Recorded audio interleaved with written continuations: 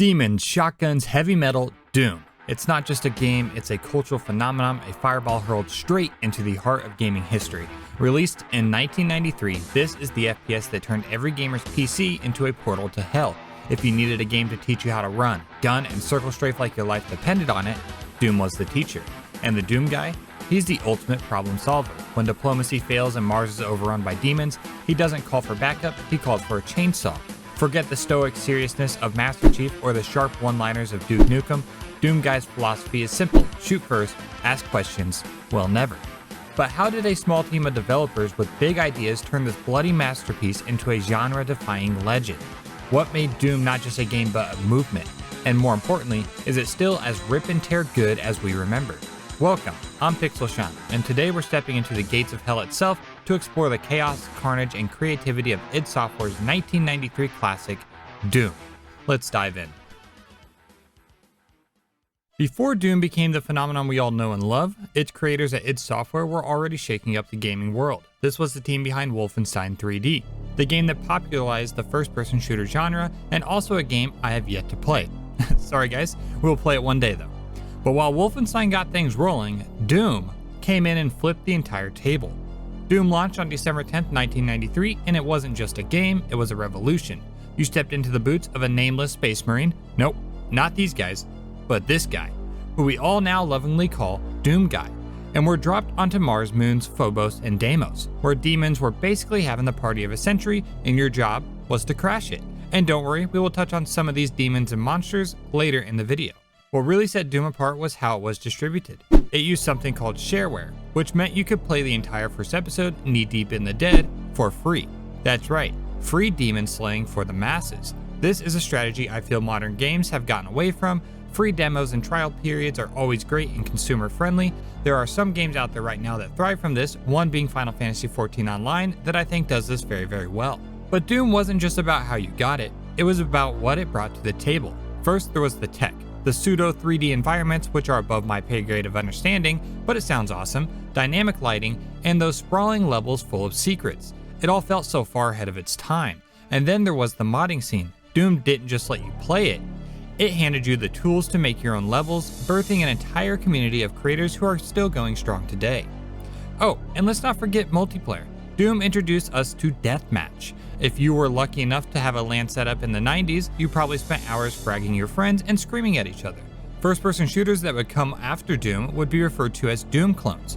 In fact, that's what first-person shooters were called before the industry landed on the term first-person shooters. That's how much of an impact Doom had. So, who are the developers behind this impact? Well, definitely not the size of EA for the next Battlefield game.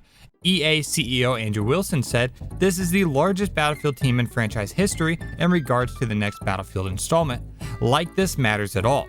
We saw what they gave us with 2042. Oh man, we are long overdue for a good Battlefield game, aren't we? Doom had only 6 people. Yeah, 6. Sure, it's not the longest game. You can get through it in one gaming session over the weekend, but it's a quality game, especially for the time in which it was released. And of course, Doom wasn't without its share of controversy. Violent gameplay, demonic imagery, it became a magnet for concerned parents and headline writers everywhere. But let's be honest, that just made the kids want to play it more. But it wasn't just kids playing Doom. NASA engineers apparently installed Doom on their work computers. I mean, if anyone deserves a little demon slaying between space exploration, it's them. Now, that's more of an urban legend, but hey, it's fun to believe in, so that's what I'll do. And finally, Doom has been ported to, well, basically everything. Calculators, pregnancy tests, and you can even play it through a PDF now. If it has a screen, someone's probably running Doom on it. Honestly, at this point, I wouldn't be surprised if someone figured out how to play it on a toaster. So, what made Doom so much fun to play back in the day, and why does it still hold up today? First off, the gameplay. At its core, Doom is pure, unfiltered adrenaline. The movement is fast, so fast that modern FPS almost feels sluggish by comparison. Strafing around corners, dodging fireballs, and blasting demons with a shotgun all feel so responsive, so satisfying it's hard to put down. And the weapon variety, chef's kiss. Whether it's the trusty shotgun, the iconic plasma rifle, or the over-the-top BFG 9000, yeah, the big fucking gun, this thing absolutely decimates everything it hits. Every weapon feels unique and serves a purpose, and it's not just hit scan and projectile based weapons, there's a chainsaw too, and turning demons into bloody mulch never gets old. The level design is another area where Doom shines. These levels aren't just linear corridors, they're intricate mazes filled with secrets, locked doors, and hidden rooms. Exploration is heavily rewarded, whether it's with ammo, health packs, or that feeling of accomplishment when you find a secret area. You can tell these levels were designed with care. They flow in a way that encourages replayability and experimentation. Take this for example. I know this lava will hurt me, but I really want to see what's over there.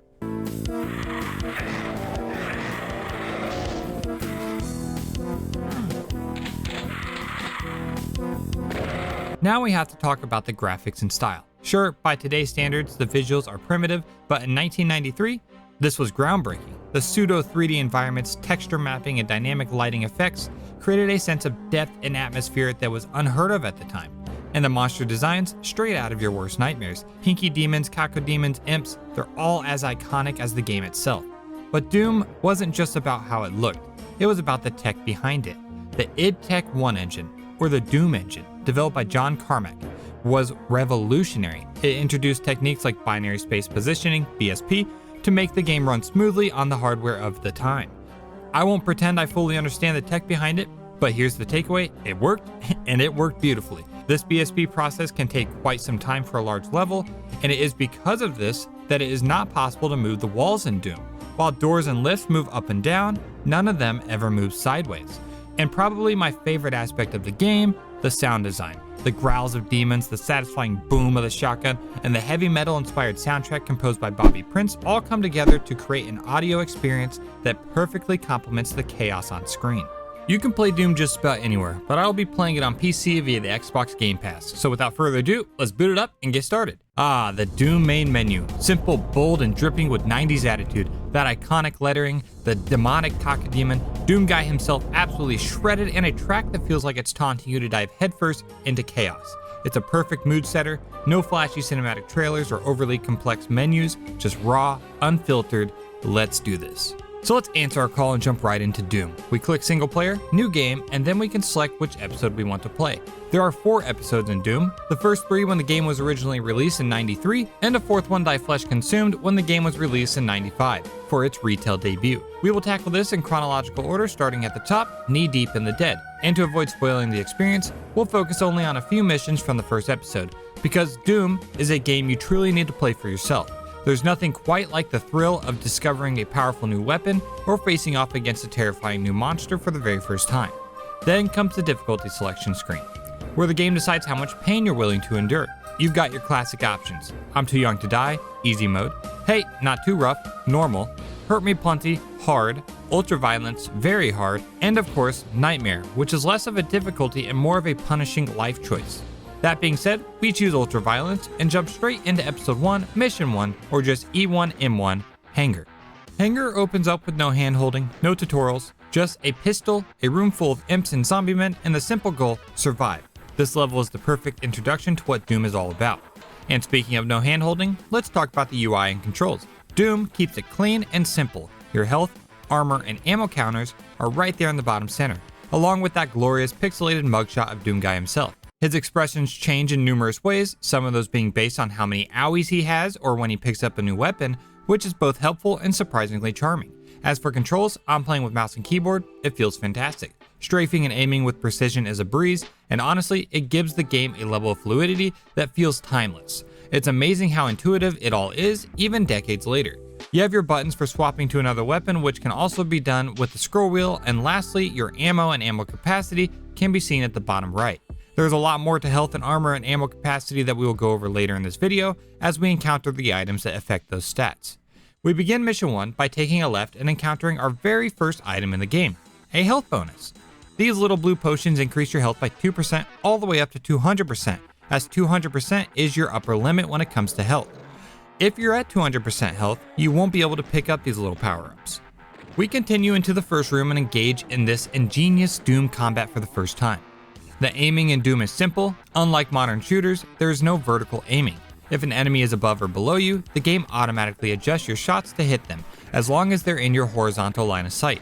This auto-aim system keeps the action fast and fluid, letting you focus on movement, positioning, and blasting demons without worrying about pixel-perfect precision. It feels natural in the context of the game's design and complements its breakneck pace, ensuring you're always in the thick of the action. It's not about accuracy, it's about survival. We also just got a new weapon, and probably my favorite weapon in the game, the shotgun. You can see Doom Guy cheesing ear to ear when we pick up that weapon. Unlike the pistol, which fires 1 bullet, the shotgun fires 7 pellets at once, which makes it absolutely devastating at close range. And pretty damn good at medium and long range too, especially when firing into a pack of monsters, as you can do decent damage to multiple targets with 1 shot. You can also see now that the number 3 in the arms category is lighting up, meaning I have a weapon there. In this case, the shotgun, and I could switch back to my pistol by hitting 2. On our way up the stairs, we see some little bronze helmets on the ground. These give us an armor bonus, 1% per helmet, and the armor has the same upper limit as health, 200%. We then find and obtain our first standard armor. This item will instantly bring our armor up to 100%. That being said, we won't be able to pick up this armor if our armor is already above that 100% limit. Now that I have said armor a million times, what exactly does armor do? Well, armor will absorb a third of all damage received until it is fully depleted. Okay, so that's enough about armor. I'm sure some of you noticed a button on the pillar below us. Well, during my first playthrough, I did not. We approach the big window and look, more armor. But blue armor, what is that? Well, because I failed to see that switch on the pillar, I was unable to get it. But blue armor will instantly bring your armor to 200%, which would have been nice towards the end of this level. But we snipe the guys across the way, venture forward, with spacebar being our interact button, not our jump button, because Doom doesn't have a jump movement mechanic. We open this door, and we have some more shotgun guys to eliminate.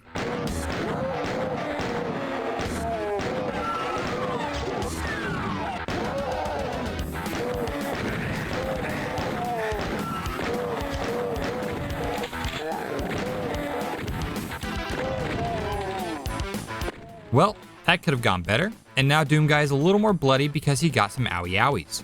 Continuing on, we meet an infamous new enemy, the Imp. These guys hurl fireballs from a distance and do a melee attack with their claws when up close. My brain tells me not to touch the green stuff, and that is a good call because this green stuff is poison and will hurt us if we stand on it. That doesn't matter though, because the next room does not go too well.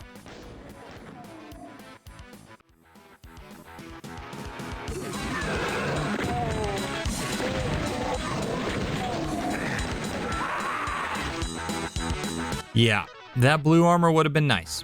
Every time you die, you are sent back to the beginning of the mission. So the silver lining, I guess, with dying this early is that it taught me to save the game after every difficult encounter so that I could load back in instead of restarting the entire mission. So we got back to where we died pretty fast, and we noticed something rather interesting this time.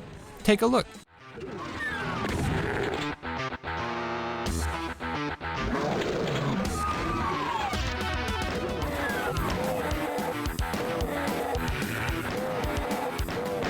Yeah, the monsters can attack one another. This is called infighting. Essentially, players can trick monsters into fighting each other by positioning one monster in another's line of fire.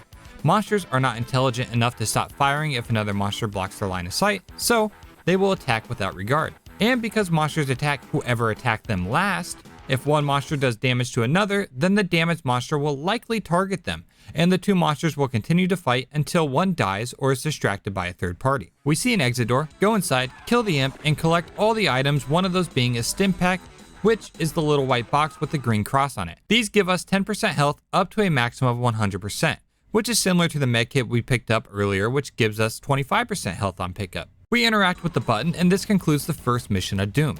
There's a neat little screen at the end that displays the total percentage of kills, items, and secrets we found, the time to beat the level, and the suggested completion time for the level, or par, which I didn't pay much attention to because I was exploring all the game had to offer, so this would definitely make my runs much longer than the par time. I also didn't realize until much later in the game that you can hit tab to open up a map of the level and see your total percentages for kills, items, and secrets. But yeah, that's cool, that way you can track your progress and really make sure you found everything before you end the level. Jumping into mission 2, we quickly notice that everything from the previous mission carries over. Health, armor, weapons, and ammo. However, if you die, all that is lost, and you're left with just your pistol. Thankfully, instead of failing the entire episode, you're reset to the start of the current mission, which feels like a fair middle ground. There's always the risk of losing your arsenal, but thankfully you don't lose much time. A perfectly balanced punishment for failure.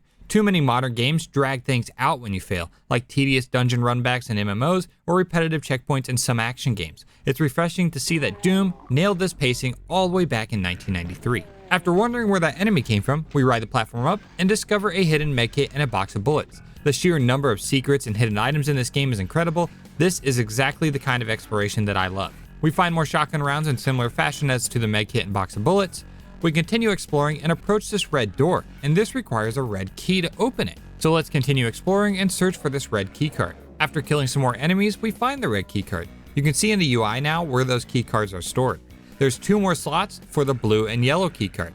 Most missions from here on out will have multiple locked doors that require a key card to advance. So you will always be looking for these things. Key cards are also mission specific, so when we complete mission 2, for example, the key cards will be removed from our inventory. So we use the keycard to open the red door and continue eliminating zombie men, imps, and shotgun guys. We avoid getting trapped with an imp and actually end up crushing him with the door. Yeah, doors in this game can crush your enemies. We very carefully avoid the poison and grab some more meds. We aren't quite ready to leave the mission yet, so we go back to explore some more. Down low we saw a chainsaw, but me at the time did not know how to get over to it. Doom does a fantastic job at teasing you with weapons and items to encourage you to figure out how to get to them. As we leave to go and find where we get this chainsaw, we encounter this imp on a little island surrounded by poison. We kill him and wonder if stepping in this stuff will instantly kill us. So, let's find out.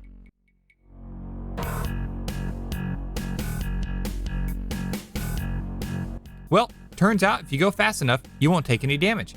And I know a lot of you are cringing at the fact that I walked past that button. I know this because while editing, I was cringing too. But I felt it's necessary to show my raw first time run through, so that kind of stuff is just bound to happen. We head back to the lift and encounter a horde of enemies.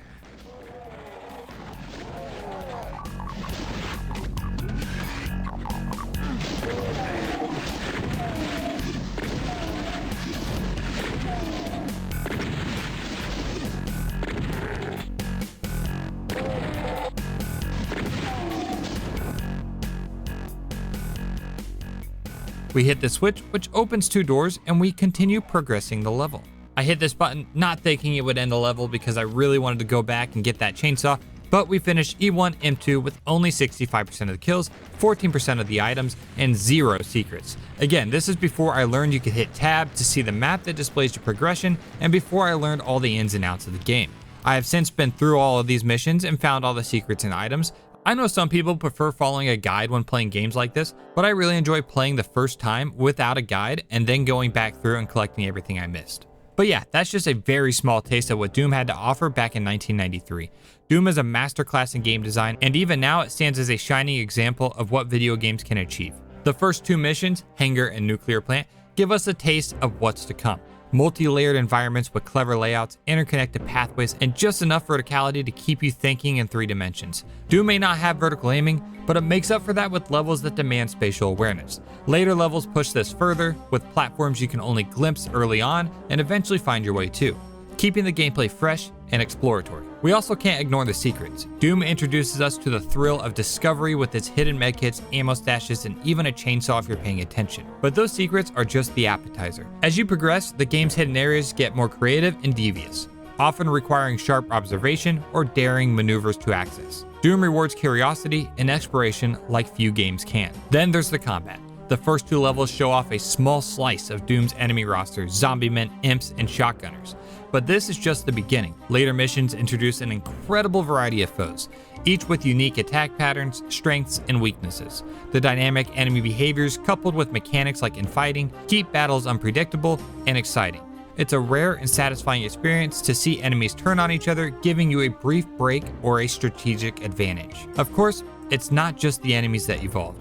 The weapons do too. Starting with your trusty pistol, you quickly pick up the shotgun, a satisfying workhorse for most encounters. But this is just the tip of the arsenal. As you progress, you'll gain access to iconic tools of destruction like the chain gun, plasma rifle, and, of course, the BFG 9000. Each weapon serves a specific purpose, and the game constantly pushes you to switch things up, especially as resources grow scarcer. Speaking of resources, Doom doesn't just throw endless ammo and health at you. The first few missions are generous, but later levels force you to think carefully about every shot fired and every medkit used.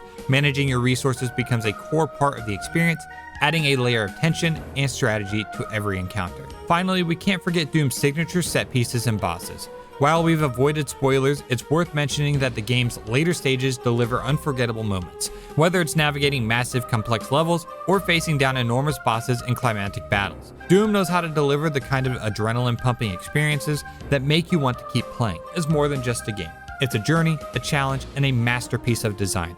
From its thrilling combat to its innovative mechanics, it's easy to see why this game has remained so beloved for decades. And the best part? Everything we've covered here is just scratching the surface. The secrets, the enemies, the weapon, the levels, it all continues to evolve and surprise as you push further into the game. So whether you're a longtime fan or someone about to experience Doom for the first time, I hope this video has captured a bit of what makes it so special. Load up a copy, dive into the chaos, and experience the magic for yourself. Thanks for watching, call your mother or someone you love, and goodbye!